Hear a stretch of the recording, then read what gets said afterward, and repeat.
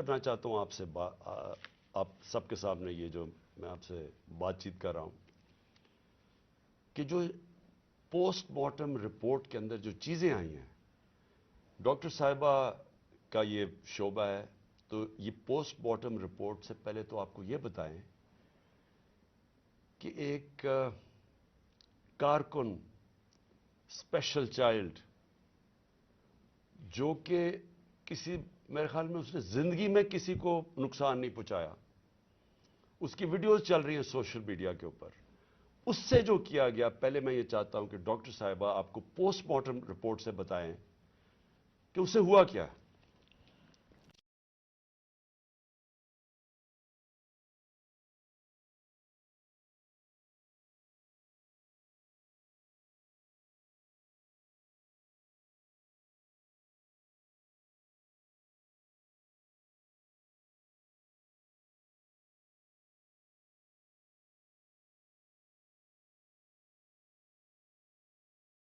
روزانہ ملاقات ہوتی، ایک سادہ لو انسان، اس سے کبھی کسی کو کوئی نقصان نہیں دیا، کبھی کسی کو کوئی تکلیف نہیں دی، ہمیشہ پیار سے وہ بات کرتا تھا، سب کے ساتھ وہ ملتا جلتا تھا۔ اس بچے کے اوپر اتنا ظلم اور تشدد ہوا، جب میں نے یہ پوسٹ مارٹم رپورٹ پڑھی تو میرا دل دہل گیا کہ یہ جن لوگوں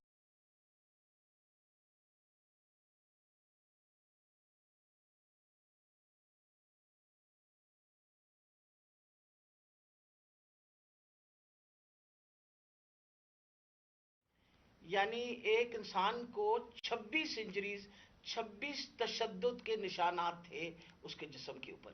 سب سے اہم جو تھا وہ تھا کہ اس کے سر کے اوپر باقاعدہ کسی بلنٹ انسٹرومنٹ یعنی کسی ڈنڈے سے اس کو زور سے اس کے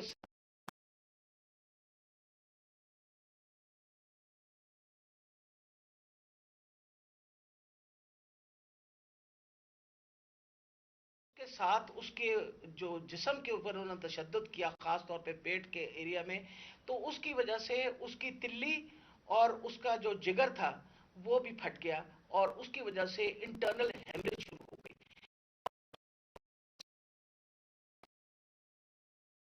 تشدد کر کے ٹیسٹیکولر ڈیمیج کیا۔ مطلب اس سے زیادہ تم کسی انسان پہ کیا تشدد کر سکتے ہیں؟ میں تو یہ دیکھ کے رپورٹ میں آپ کو بتا نہیں سکتی کہ یہ ہم جیسے ڈاکٹر جو ہر وقت ان چیزوں سے، ہمارا بھی دل دہل گیا کہ یہ ایک انسان کے اوپر، اور وہ بھی ایک ایسا سادہ لو انسان، اس کے اوپر اتنا زیادہ تشدد کیا۔ مین کاز جو اس کی ڈیتھ کی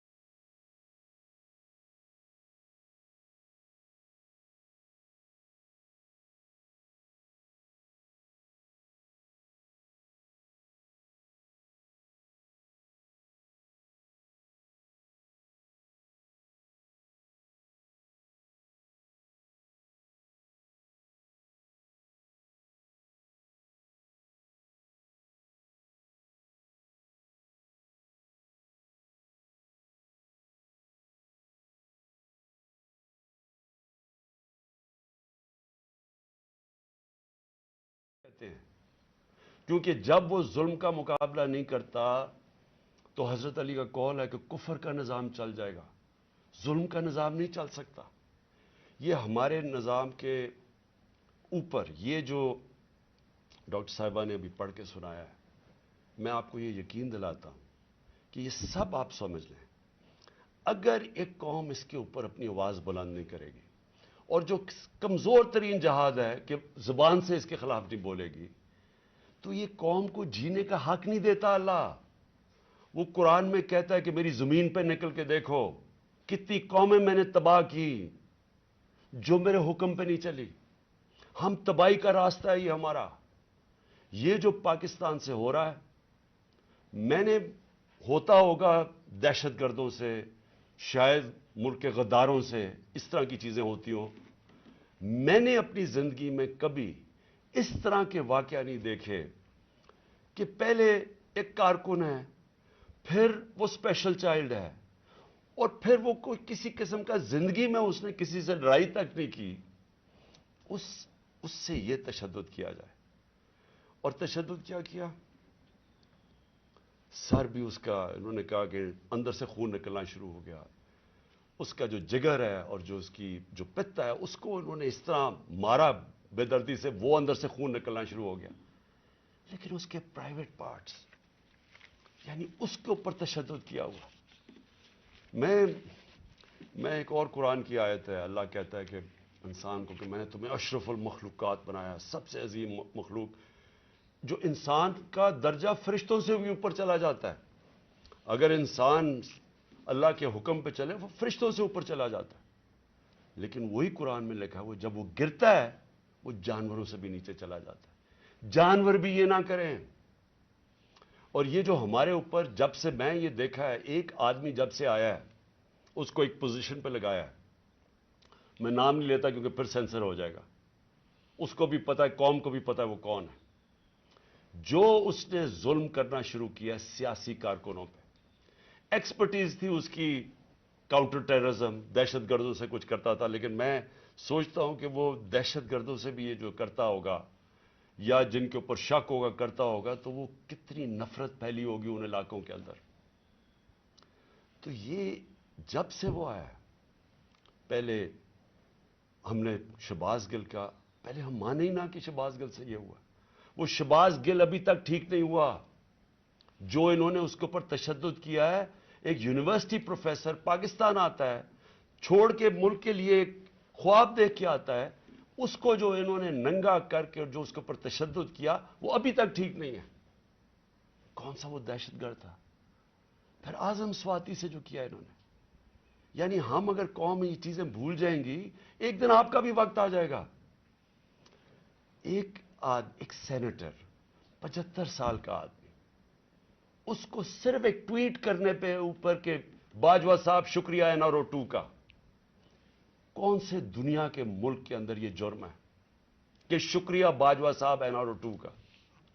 لیکن وہ کوئی سپر کنگ، کوئی فرعون کہ کسی کی جرت پڑ گئی، رات کو اس کو مارا، پوتیوں کے سامنے اس کو 3 بجے آ کے گھر میں تشدد کیا، پھر اس کو اٹھا کے لے کے گئے اور نامعلوم افراد کے حوالے کیا جنہوں نے ننگا کر کے اس کے اوپر تشدد کیا. اور جب اس کو مار رہے تھے تو سنا رہے تھے اس کی چیخوں کی آوازیں، اور اس میں بتا رہے تھے اس کو کہ بتاؤ یہ عمران خان سے کیا جائے گا. یہ ان لوگوں سے پالا پڑا ہوا اس قوم کو. اس کے بعد ارشد شریف سے وہ سب کو پتا کیا ہوا، کیا ارشد شریف کا قصور تھا. ساری قوم جانتی ہے کہ وہ رائے حق کا آدمی تھا، کوئی اس کا ضمیر کی قیمت نہیں تھی، کوئی اس کو خرید نہیں سکتا تھا، ڈرا نہیں سکتا تھا. اس جیسے جرنلسٹ سے، صحافی سے انہوں نے کیا. اور پھر سوشل میڈیا کے بچوں سے، میں نے آپ کو بتایا ماں باپ کا مجھے آیا کہ ہمارا بیٹا ابھی تک ٹھیک نہیں ہوا. کوئی ٹویٹ کرنے پہ اس کو اٹھا کے لے گئے، 2 دن اس کو رکھ کے یہ ننگا کر کے مارا. وہ کہتے ابھی تک وہ ذہنی طور پر ٹھیک نہیں ہوا. کتنے سوشل میڈیا کے بچوں نے مجھے یہ بتایا کہ انہوں نے ٹویٹس کے اوپر اٹھا کے لے گئے ان کو. دہشت کہ کیسے کسی طرح ہم ان کو بھیڑ بکریوں کی طرح بنا دیں، خوف اتنا پھیلا دیں کہ ان کو غلام بنا دیں.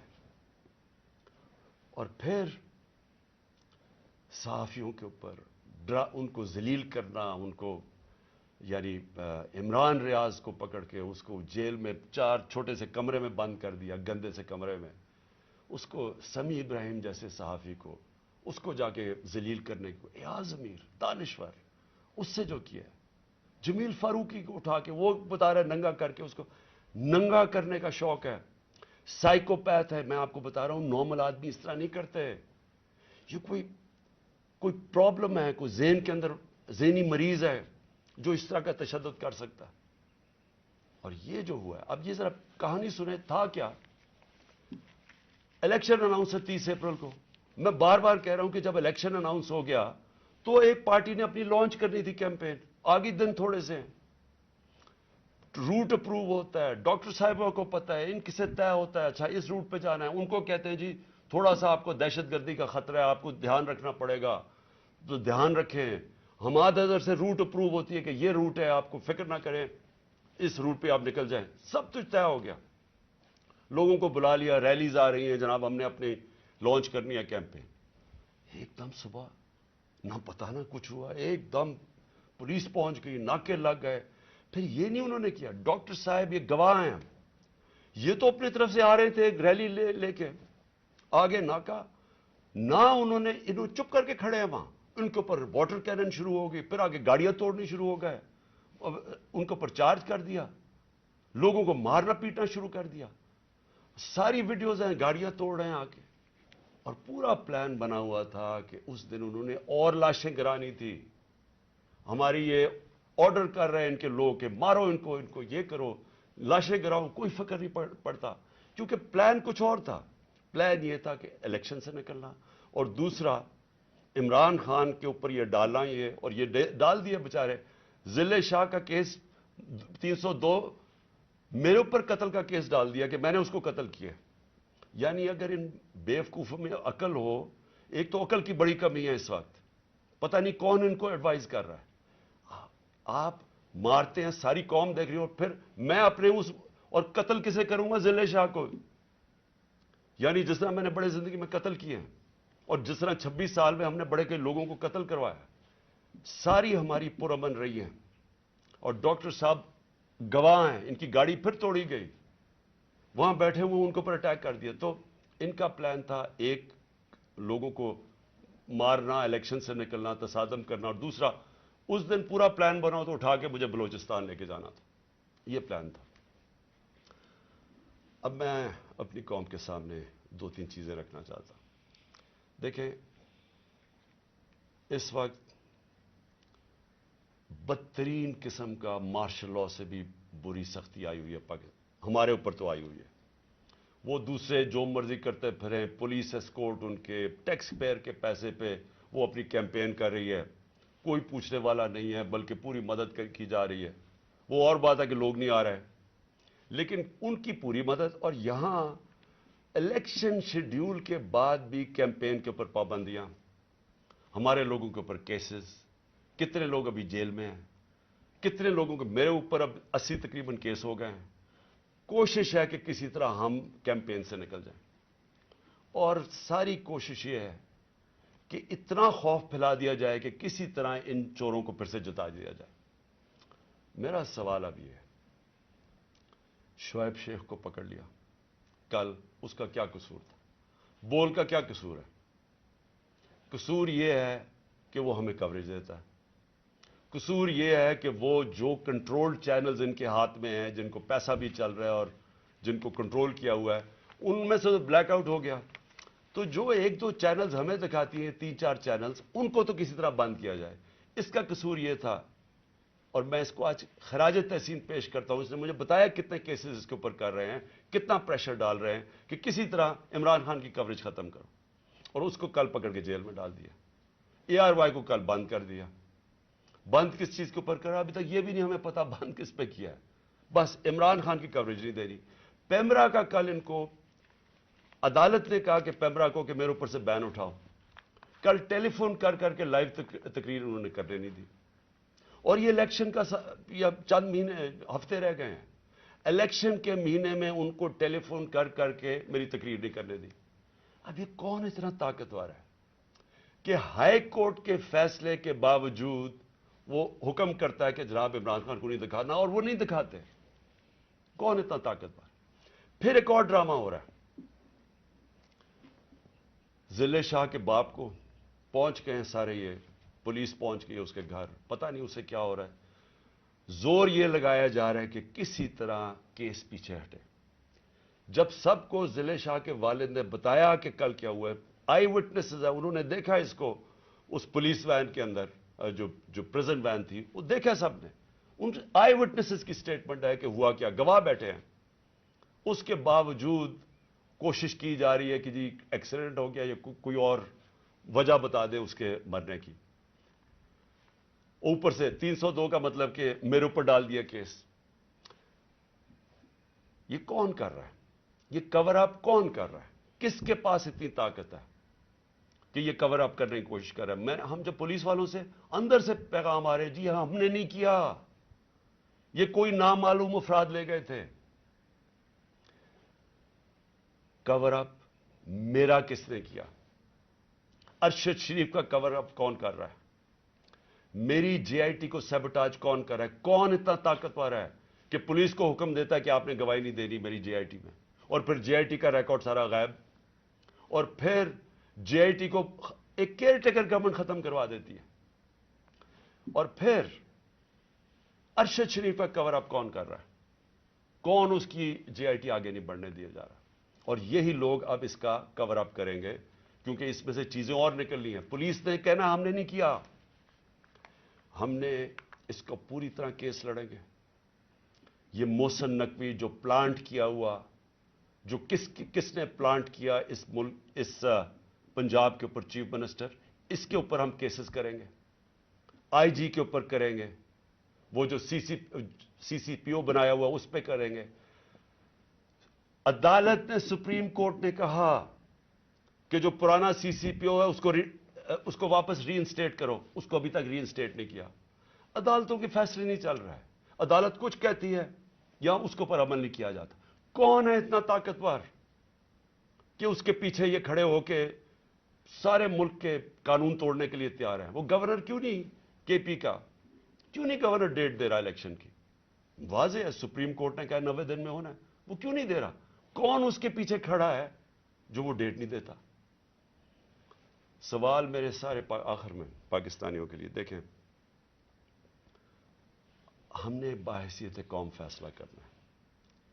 क्या हमने इस जंगल में रहना है जिसका कोई अब मुस्तकबिल नहीं है और अपनी तबाही का रास्ते की तरफ जा रहा है?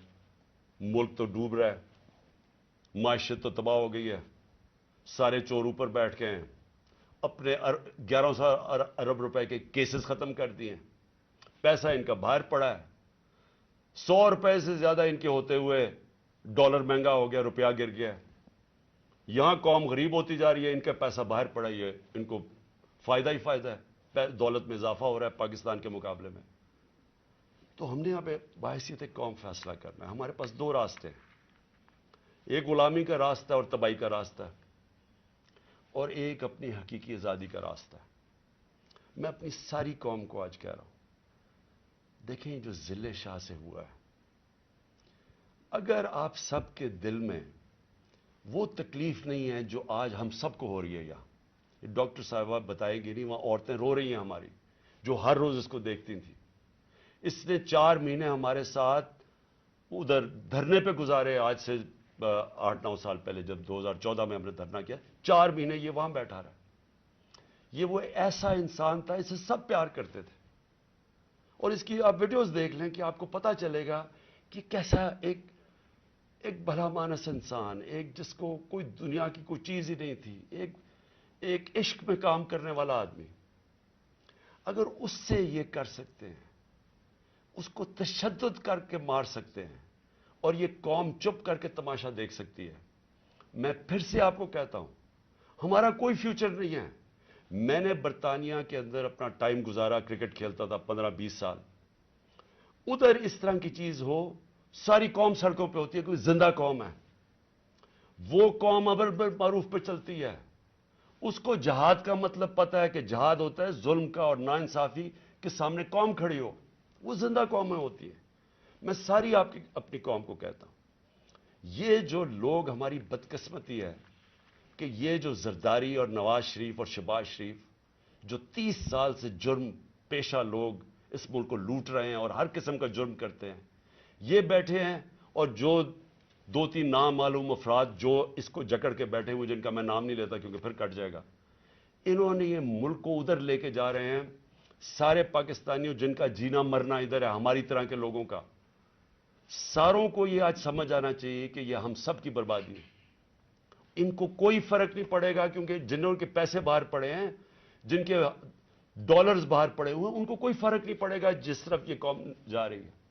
इसलिए सारी कौम का मेरा आखिर में पैगाम है कि ये वक्त है हम सब खड़े हो इसके खिलाफ।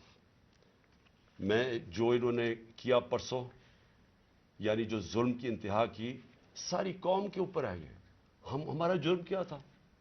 आप अगर कोई जुर्म भी ना करें, आइन और कानून के बीच में चलें, और फिर आपके ऊपर डंडे बरसाएं, लोगों को मारें, गाड़ियां तोड़ें और कत्ल कर दें एक वो इंसान, यानी जिसको शायद इतना तकलीफ ना होती औरों की जितनी इसकी ज़िले शाह की तकलीफ है।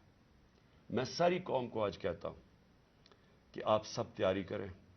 हमने इस हकीकी आज़ादी की जहाद में हमें सबको तैयार होना चाहिए कि हमारी जान भी चली जाए, लेकिन हमने अब पीछे नहीं हटना। पाकिस्तान जिंदाबाद।